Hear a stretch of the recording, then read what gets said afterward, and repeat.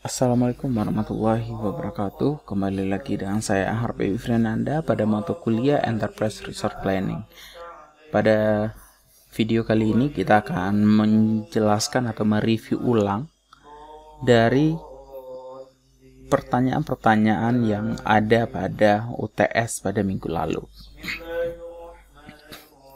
Pada UTS ini ada 5 pertanyaan, yang dimana pertanyaan itu adalah menjelaskan apa yang dimaksud dengan ERP.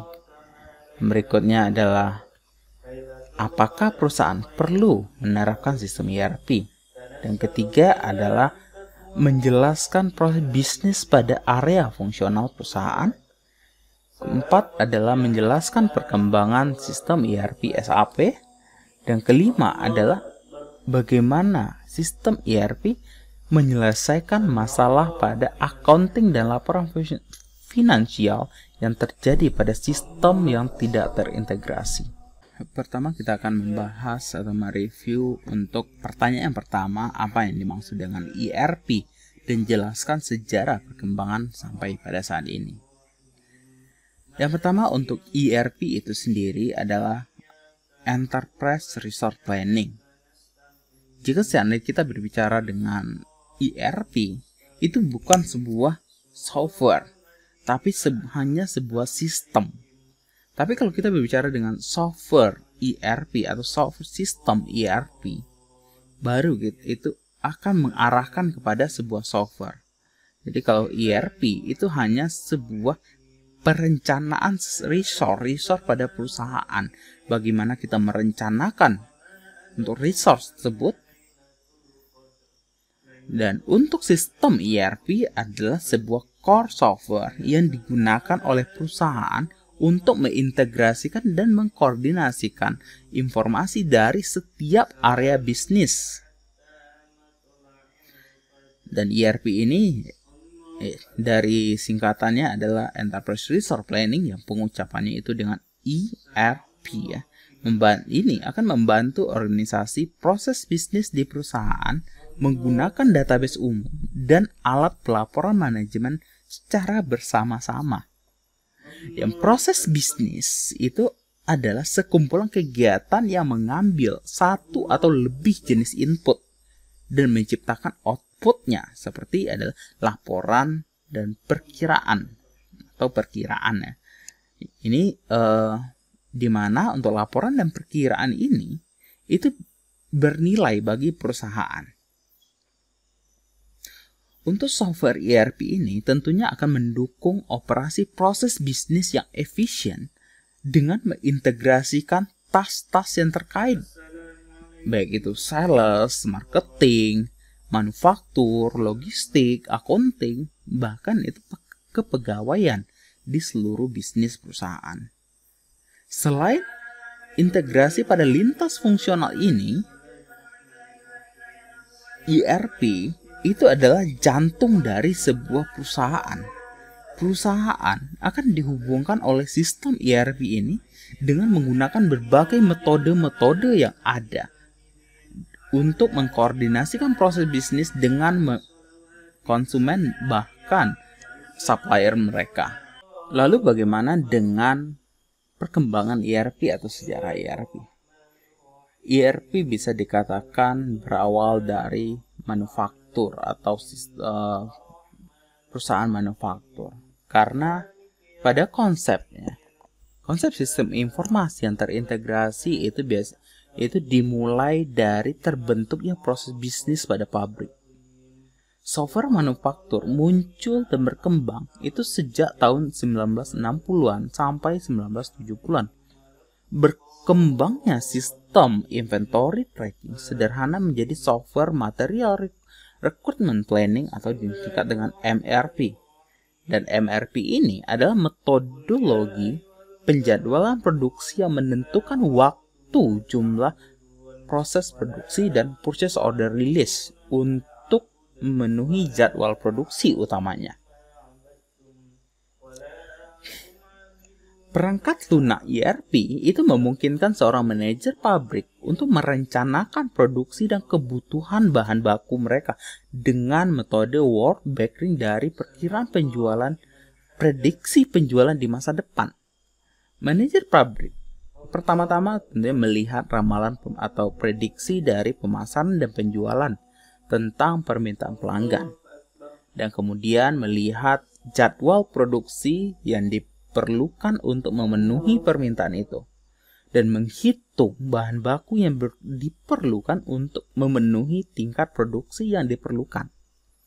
Dan akhirnya dapat memproyeksikan bagaimana biaya bahan baku tersebut. Untuk perusahaan yang banyak produk bahan baku dan sumber daya produksi bersama, proyeksi semacam ini tentunya tidak mungkin dilakukan tanpa komputer untuk melacak berbagai dari input-input yang ada. Dan fungsi dasar MRP ini itu dapat ditangani oleh komputer mainframe pada waktu itu. Namun munculnya Electronic Data Interchange atau yang dikenal dengan EDA atau pertukaran dokumen bisnis standar dari komputer ke komputer itu memungkinkan perusahaan menangani proses pembelian secara elektronik, menghindari biaya dan penundaan akibat pemesanan pembelian kertas dan sistem faktur. Area fungsional yang sekarang yang dikenal dengan supply chain management. Dimulai dengan pembagian jadwal produksi jangka panjang antara produsen dan supplier mereka. Nah, setelah masa tersebut, sebenarnya masa kejayaan dari MRP, dan kemudian baru muncul MRP 2 pada tahun 1980-an, dan kemudian ERP pertama itu pada tahun 1990-an, dan kemudian baru muncul lagi itu di tahun 2000-an, itu udah ERP yang mengintegrasikan seluruh proses bisnis di setiap perusahaan. Jadi kurang lebih seperti itu untuk sejarah dari ERP ini. Ya, kalau kita berbicara apakah perusahaan perlu menerapkan sistem ERP? Jika seandainya kita membutuhkan sebuah alasan dalam penerapan sistem ERP, tentunya kita harus tahu apa sih keuntungan dari sistem ERP ini. Ya, sistem ERP itu bisa dikatakan memang sangat penting. Kenapa? Pentingnya ERP terletak pada banyaknya manfaat. Ingat bahwa sistem informasi yang terintegrasi dapat mengarah pada proses bisnis yang lebih efisien, yang harganya lebih murah daripada yang ada di sistem yang tidak terintegrasi. Selain itu, sistem ERP menawarkan manfaat yang sangat banyak. Salah satunya adalah ERP ini memungkinkan integrasi global lebih mudah.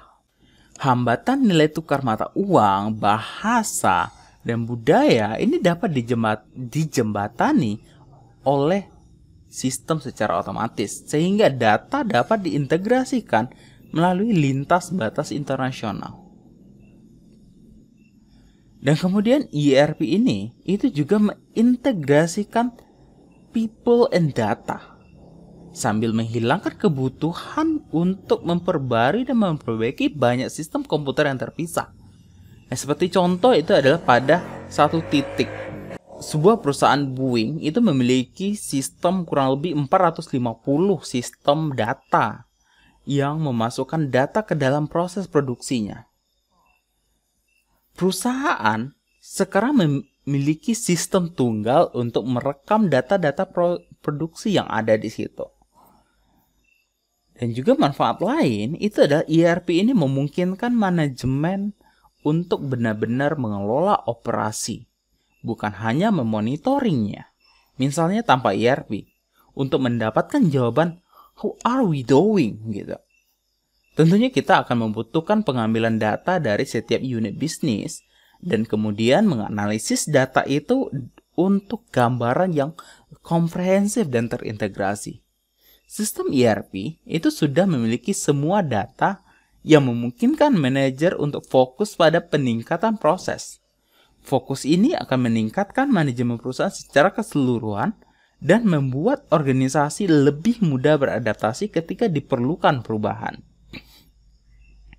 Dan sistem ERP tentunya dapat secara dramatis mengurangi biaya dan meningkatkan efisiensi operasional.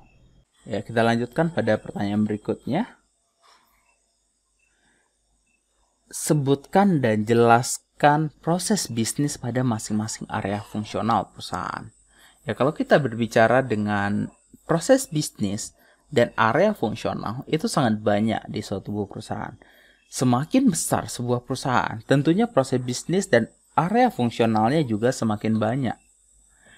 Beberapa hal yang menjadi area fungsional di perusahaan yang umumnya ada itu adalah seperti human resource. Itu biasanya pasti ada. Dan kemudian accounting, finance, sales, marketing, supply chain. Itu, dan juga ada lagi nanti logistik dan mungkin yang bidang-bidang lain. Masih banyak lagi untuk area-area fungsional pada perusahaan. Ya, kalau kita berbicara apa aja sih yang menjadi proses bisnis?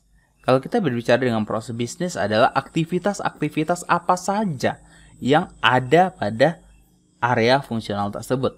Seperti dari human resource. Human resource itu memiliki banyak sekali proses bisnisnya. Juga marketing dan sales juga banyak. Seperti contohnya di sini marketing dan sales itu ada sales order, kemudian order status, kemudian sales forecast and sales order yang diberikan ke supply chain. Kemudian supply chain akan memberikan product ability data dan order status, dan juga ada sales order data yang diberikan ke finance, accounting.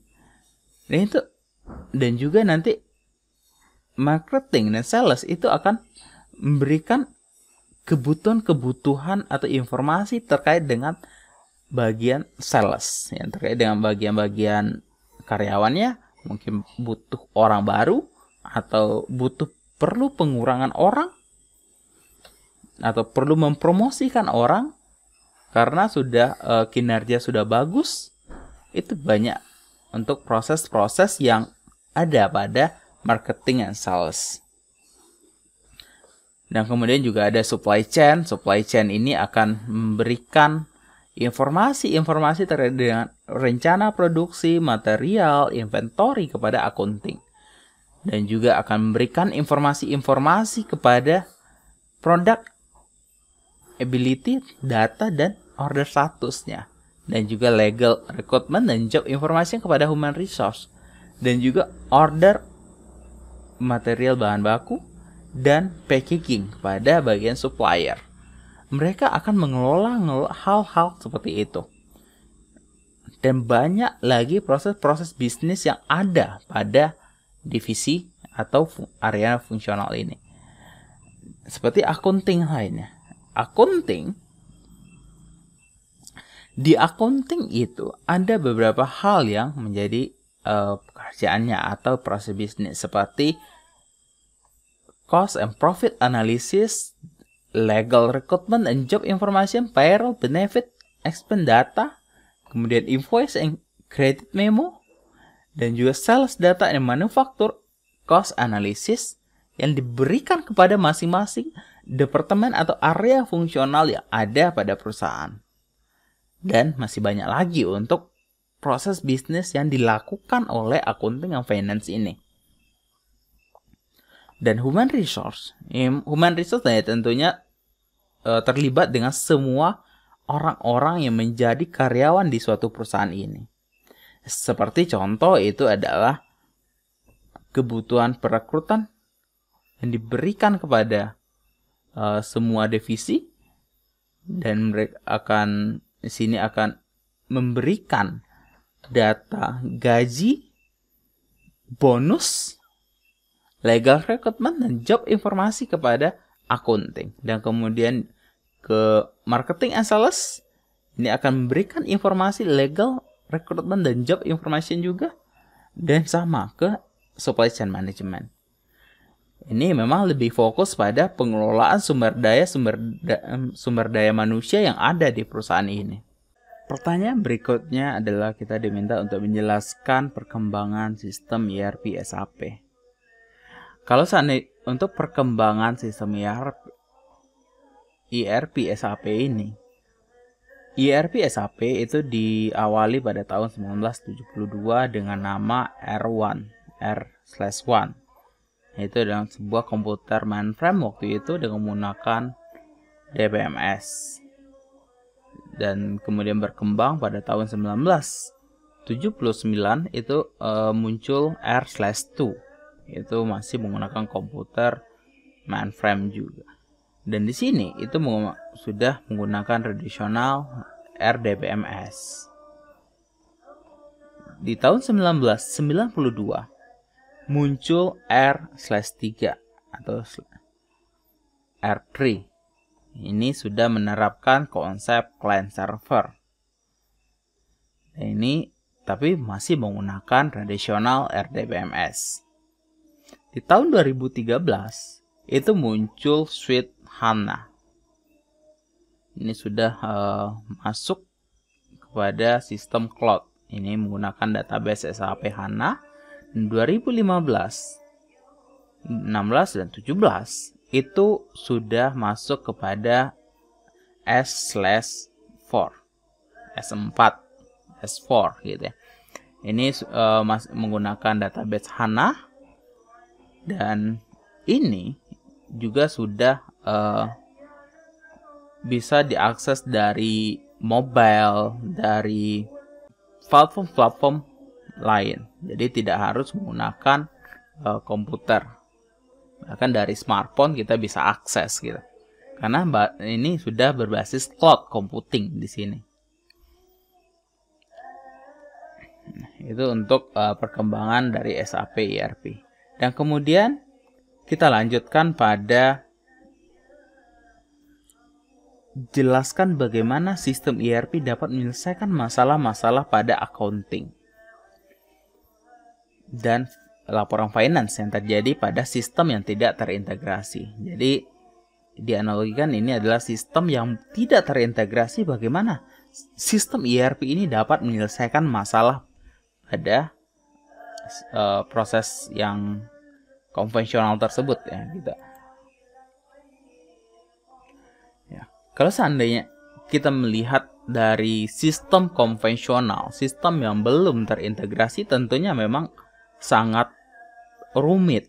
Bagaimana mungkin ERP menyelesaikan sistem yang sangat kompleks gitu. Dalam akuntansi, akun perusahaan ini disimpan dalam sebuah catatan yang disebut dengan buku besar biasanya.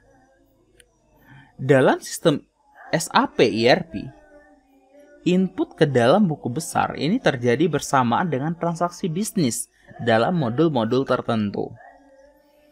Banyak modul yang ada dalam sistem ERP ini menyebabkan data transaksi ini dimasukkan ke dalam buku besar ini.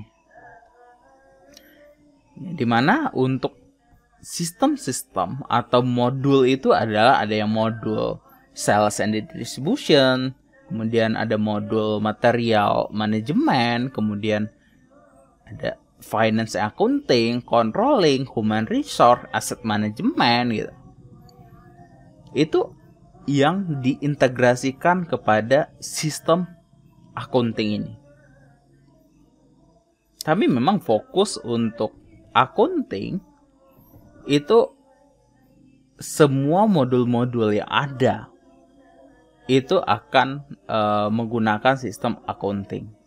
Di mana untuk seperti sales and distribution ini, itu modul SD ini itu mencatat penjualan dan kemudian membuat entry piutang usaha di dalam dokumen buku besar yang menunjukkan pelanggan itu adalah berhutang uang untuk barang yang diterima. Dan untuk modul di material manajemen itu akan melakukan pengontrolan pembelian dan mencatat perubahan inventaris. penerimaan barang dari pesanan pembelian menciptakan entry hutang di situ. Jadi entry hutang dagang dalam buku besar itu dicatat, yang menunjukkan perusahaan memiliki kewajiban untuk membayar barang yang telah diterimanya. Setiap kali bahan bergerak masuk atau keluar dari persediaan, bahan yang dibeli tadi, beli dari vendor, kemudian bahan baku dikeluarkan dari persediaan untuk mendukung produksi, atau barang jadi beralih dari produksi ke persediaan, akun buku besar umum terpengaruh. Ini akan berpengaruh. Untuk bagian finance accounting, modul ini itu akan mengelola masing-masing piutang dan hutang dagang yang dibuat dalam modul SD dan MM ini. Modul finance ini itu juga di mana rekening buku besar ini ditutup pada akhir periode, baik itu kuartal atau tahun, dan digunakan untuk menghasilkan laporan keuangan. Dan untuk controlling itu adalah modul ini melacak biaya yang terkait dengan produksi produk. Nah, untuk mendapatkan untung, perusahaan harus memiliki gambaran akurat tentang biaya produknya sehingga dapat membuat keputusan yang benar-benar tentang penetapan harga dan promosi produk serta investasi modal. Nah, ada human resource.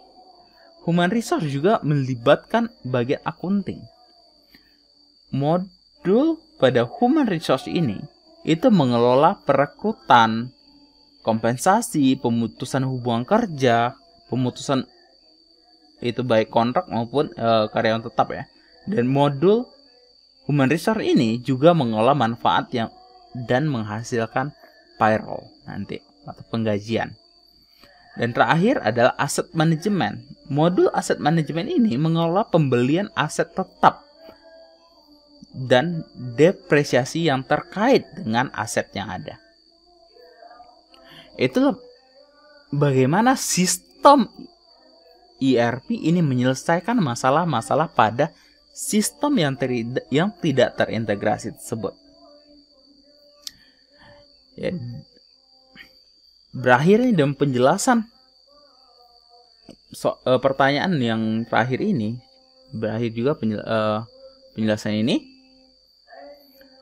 Jika seandainya ada teori atau pendapat yang lain yang berbeda, silahkan tulis di kolom komentar. Dan mari kita diskusikan bersama-sama. Karena kebenaran itu ya sesuai dengan kesepakatan yang ada. Ya, kesepakatan para peneliti. Jadi suatu hal yang benar itu belum tentu benar seutuhnya. Jadi akan ada pengembangan pengetahuan yang terbaru. Jadi jika ada menemukan teori atau pengetahuan yang baru, silahkan kita diskusikan di kolom komentar. Saya akhiri. Assalamualaikum warahmatullahi wabarakatuh.